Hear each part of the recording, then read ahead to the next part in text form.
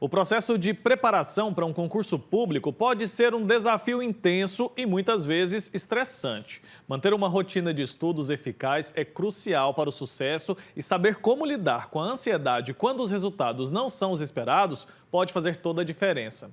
Para ajudar você, concurseiro, nós convidamos o professor Rodrigo Francelino, que vai dar algumas dicas para a gente, principalmente se você aí está buscando aquela vaga tão sonhada. Inclusive, tem muito concurso bom sendo divulgado agora recentemente, né? O professor vai dar as dicas aqui para a gente. Bom dia. Bom dia, Wilker. Tudo bem? Tudo bem, professor? Então, quais são as principais estratégias que os candidatos devem adotar para estabelecer ali uma rotina de estudos que seja eficaz, seja também consciente, factível, né? É.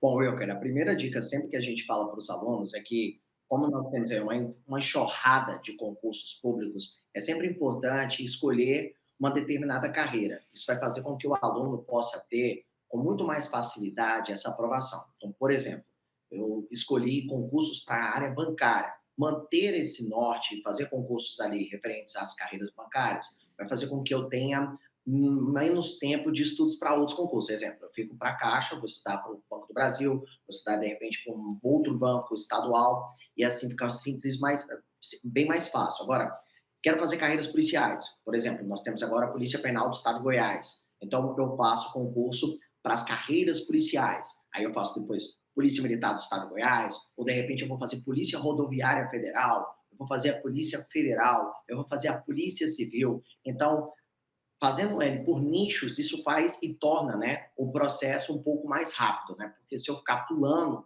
eu sempre tenho editais diferentes, com disciplinas diferentes, e aí não dá para você ter esse foco, digamos assim, tão direcionado. Perfeito. E na sua opinião, quais são as técnicas de estudo que são mais eficazes para a preparação de concursos? Muitos professores, né, adotam aquelas metodologias assim de música, outro adota outra forma de estudo. Como é que a gente identifica o que funciona mais para a gente para que a gente tenha um resultado melhor, hein? Wilker, não existe uma fórmula que se encaixa para todo mundo.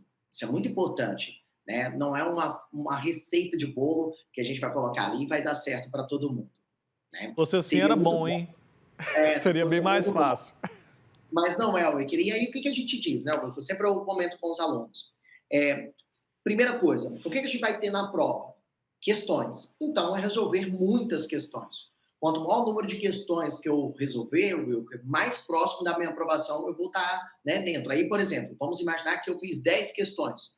Dessas 10 questões que eu fiz de língua portuguesa, tá? Eu errei 8 questões. Então, eu estou muito mal nesse tema. Eu tenho que reforçar o número de questões. Reviso novamente. Continuo com esse índice, né, horrível aí, né, de aproveitamento. O que eu faço? Volto para a teoria, assisto a aula e depois volto para as questões, tá? Essa é uma forma que nós chamamos de método reverso. As pessoas que precisam de ter um tempo mais rápido para estudar, porque resolveu estudar depois que foi lançado o edital, então nós indicamos essa fórmula. Aí o que ele acontece? Ele vai direto para as questões. Então, por isso que a gente chama o nome de método reverso. Muito bem, ótima dica. Você aí, concurseiro, já anota, viu? Agora, o desafio para muitas pessoas. Como que os candidatos podem gerenciar a ansiedade e o estresse durante esse período de preparação e também após a divulgação dos resultados? Acho que a questão mental, a saúde mental é muito importante para o sucesso, né? Como o Wilker, o famoso narrador de futebol, né, o Galvão Bueno, fala, né, haja coração quando vai estudar para concurso público. E aí, realmente, é um teste para cardíaco. Estudar para concurso público envolve uma série de questões, dentre eles o controle emocional. Controle emocional você pode ter de diversas formas. Uma terapia com um profissional adequado, que vai ali tentar, de alguma forma, minimizar essa ansiedade, que é uma doença da humanidade, né, Wilker? Muitas pessoas sofrem com ansiedade, a ansiedade no trabalho, então isso não foge para quem está estudando concurso público, que também é uma forma de um trabalho, só que ainda não remunerado. Né? Então, ali a gente tem que ter algumas técnicas. Quem é a pessoa mais indicada para fazer isso? A gente sempre fala que o profissional mais indicado para isso é o psicólogo. Né? Se não tem um psicólogo, o que a gente indica? Atividades que vão potencializar, né, a questão da sua endorfina para você ter uma autoestima elevada, ou seja, atividade física ajuda demais, Wilker. Primeiro, porque a parte cognitiva vai ser ali diretamente acionada, né? E é uma forma também de você desestressar um pouco desse ambiente tão maçante que é um ambiente para estudar para concursos públicos com alto nível.